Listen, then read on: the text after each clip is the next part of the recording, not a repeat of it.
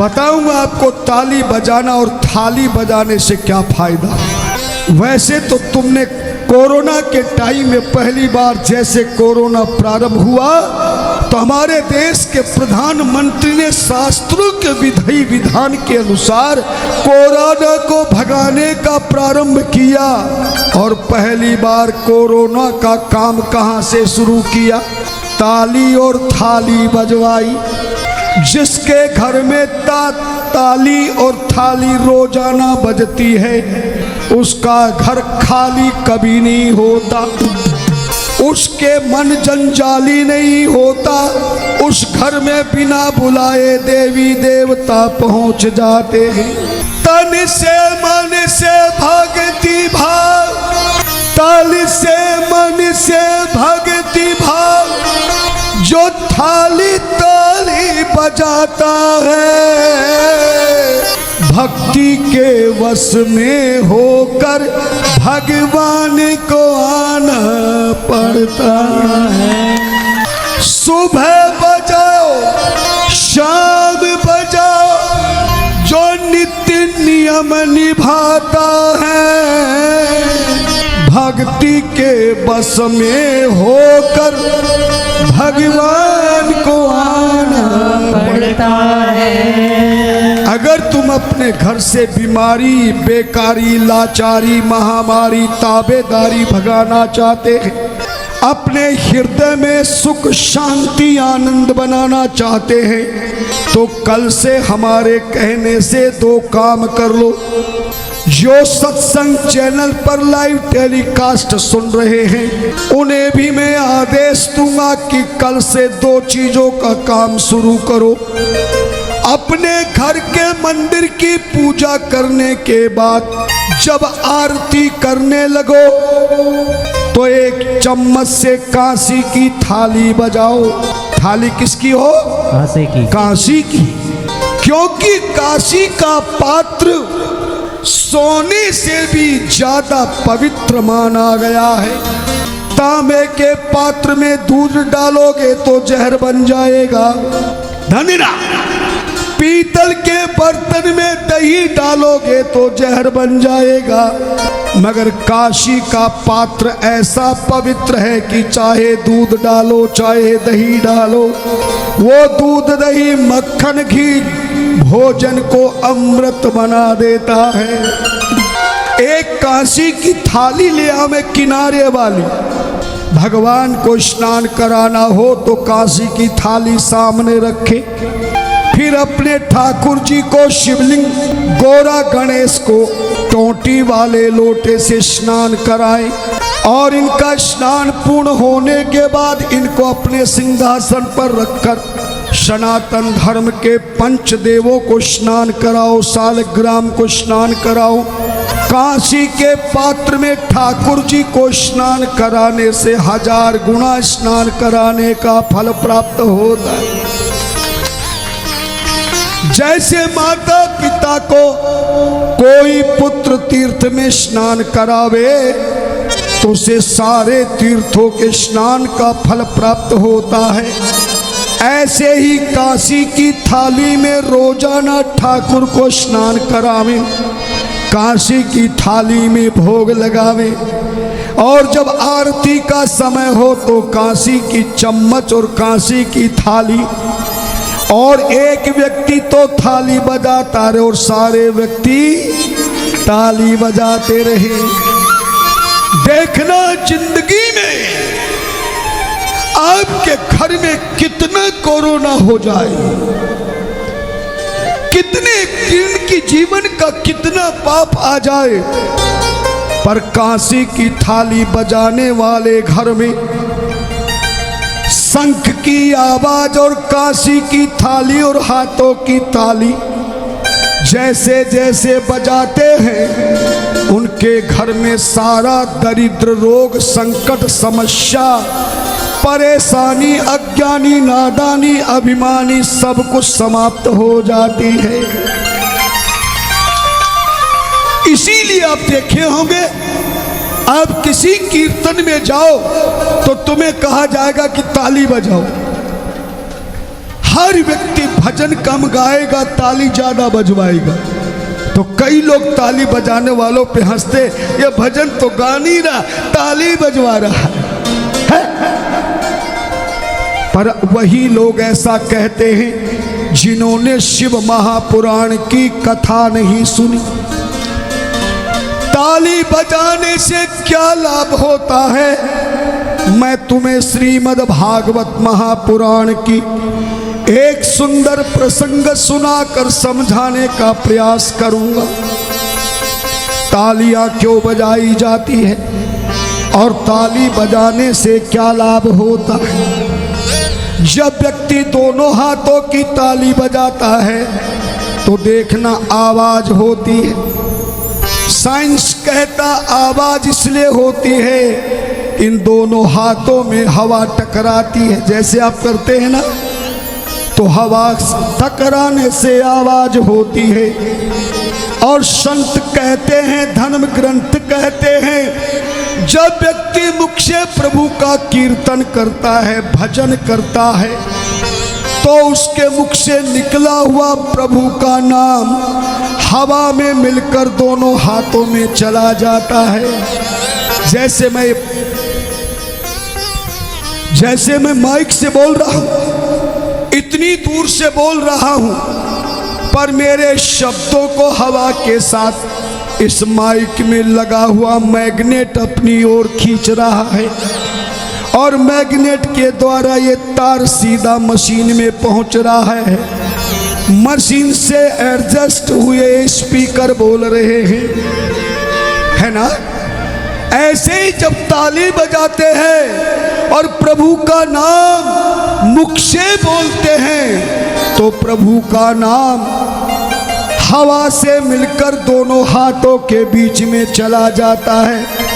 और जैसे हवा से मिला हुआ प्रभु का नाम तुम्हारी दोनों हाथों की रेखाओं में टकराता है, तो प्रभु के नाम के टकराते ही इन हाथों की नेत्र रेखा श्रेष्ठ बन जाती है। श्रेष्ठ रेखा सर्वश्रेष्ठ बन जाती है।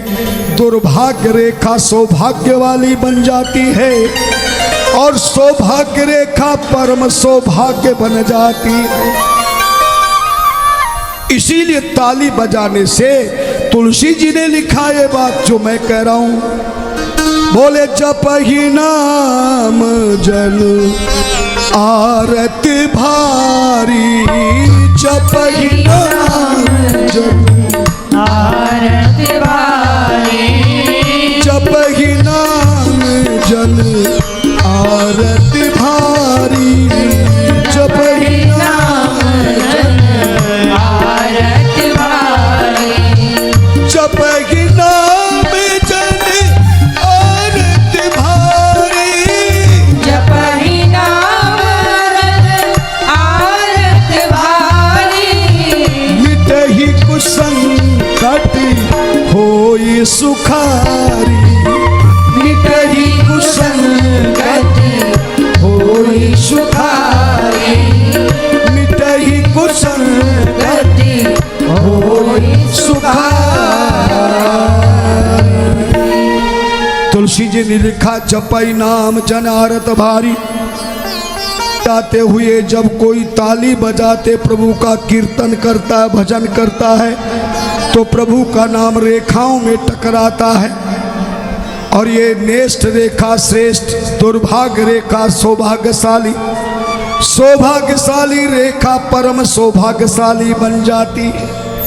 अभी भी अगर मेरी बात पर तुम्हें विश्वास नहीं है तो मैं श्रीमद् भागवत महापुराण का एक छोटा सा उदाहरण देता हूं, पर उदाहरण भी वो दूंगा जो किसी ने श्रीमद् भागवत महापुराण में तुम्हें सुनाया नहीं। आदत है मेरी। सुना होगा सुदामा पत्नी के कहने पे कृष्ण भगवान के पास गए, द्वारपालों ने रोक लिया तो भगवान को खबर मिलते ही दौड़ पड़े यही, और द्वारपालों से दूर करके कृष्ण भगवान सुदामा को सिंहासन पर बिठाया, चांदी की थाली में दोनों पांव रखकर कृष्ण भगवान ने सुदामा के पाद प्रक्षालन किए, चरण धोए। कौन से जल से? अश्रु जल। हाँ, क्या बात है। ना गंगा जल था न जल था, अश्रु जल से सुदामा के कृष्ण भगवान ने चरण प्रक्षालन किया, तिलक लगाया, पूजन किया, ब्राह्मण देवता का सम्मान किया। और जैसे ही हाल चाल पूछने लगे, बोले सुदामा क्या हाल चाल है? तो सुदामा ने गुस्से में कह दिया, बोले वही हड्डी और खाल है, तू तो माला माल है, पर मेरा जीवन बेहाल है। कृष्ण भगवान ने देखा सुदामा गुस्से में भरे हैं, बोले मित्र इतना गुस्सा क्यों कर रहे हो? बोले कृष्ण यहां आ गया तो तू आंखों से आंसू बहा बहा कर मेरे चरण प्रक्षालन कर रहा है, और आज तक तुझे मेरी याद नहीं आई। तेरा इतना भजन किया, यजन किया, सृजन किया। कृष्ण भगवान बोले सुदामा तूने सब कुछ किया, पर कभी तूने मेरा कीर्तन किया? बोले कीर्तन तो रोज करता था। धन्यवाद, सुनने वाला उदाहरण है। मैं बिना शास्त्र विधि के कोई बात आपसे नहीं कहूंगा। आगे बैठ जाओ, कुर्सियां जहां खाली, थोड़ा संबल प्रतीक्षा करो। लाइव चल रहा, लोग कहेंगे महाराज के यहाँ कोई बिठाने वाला भी नहीं है। उठाने वाले तो हजारों मिल जाएंगे। उठ जा, मैया भी बच्चे से देर से सो रहा तो कहीं उठ जा, पर बैठने के लिए नहीं गए। धन्यवाद, जहां जगह मिले वहीं बैठ जाओ। बहुत अच्छा लग रहा है कि आप लोगों ने इतनी संख्या बढ़ा दी है कि मानो 3 वर्ष की मेरी तपस्या सफल हो गई है। मैं प्रणाम करता हूं सभी को। और कल बता रहे थे हमारे चैनल से कि आपकी टीआरपी इतनी जल्दी बढ़ती कि चैनल खुलते दमादम से लोग अपना टीवी खोल लेते हैं, कोई मोबाइल खोल लेता है। हजारों की तादाद, आपको सुनने के लिए लोग बेकरार हैं। धन्यवाद। सुदामा से कहा तूने भजन किया, यज्ञ किया, जाप किया, मंत्र जाप किया, पाठ किया, तीर्थ किया, दान किया। सच बता सुदामा, तूने कभी भजन गाते हुए, कीर्तन करते हुए दोनों हाथों से ताली बजाई? सुदामा बोले ताली बजाने से क्या होता? अरे सुदामा, ताली बजाने से क्या होता? प्रत्यक्षम किम प्रमाणम। एक काम कर, तू मेरे सिंहासन पर मेरा नाम लेकर के तू थोड़ी देर के लिए ताली बजाकर कीर्तन कर, पता लग जाएगा। कहते हैं कि सुदामा ने इस मंत्र को प्रकट किया जो आज लोग ज्यादातर कृष्ण भक्त गाते हैं। सुदामा ने कौन सा गाया? कीर्तन। और कीर्तन गाते समय क्या किया? जोर से बोलो। ताली बजाई। हाँ, क्या किया? ताली बजाई। और ताली बजाने से क्या मिला जरा सुन लो। श्री कृष्ण गोविंद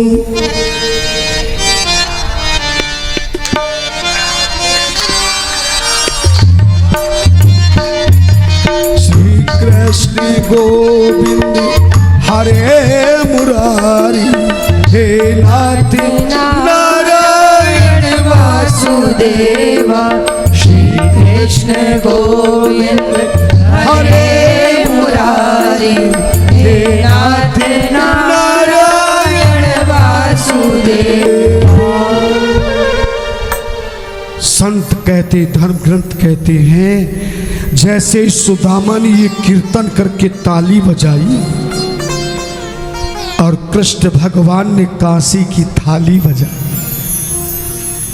और ताली थाली जैसे बनी, रुक्मणी से कहा ला। सुदामा की हाथों की जो गरीबी की रेखा थी, दरिद्रता की रेखा थी, मेरे नाम ने कर दिया। जो काम राम नहीं करता उसका काम राम का नाम करता है। जो काम श्याम नहीं कर सकता वो श्याम का नाम करता है। लेकिन इसकी दुर्भाग्य की भाग्य रेखा खराब है। भगवान कृष्ण ने तिलक के बहाने भाग्य की रेखा को अंगूठे का तिलक लगा के भगा दिया, जगा दिया। और कृष्ण के नाम ने ताली बजाते समय रे दुर्भाग्य की रेखाओं को मिटा दिया। आगे की कथा तुम्हें पता है। जब सुदामा अपने घर गया, सच बताओ गरीब रहा कि धन धान्य हो गया? धन्य। और हर जगह हर हर महादेव, जय जय श्री राधे, जय जय श्री राम के समय में दोनों हाथ ऊपर क्यों किए जाते हैं, इसका रहस्य मैं कल की कथा में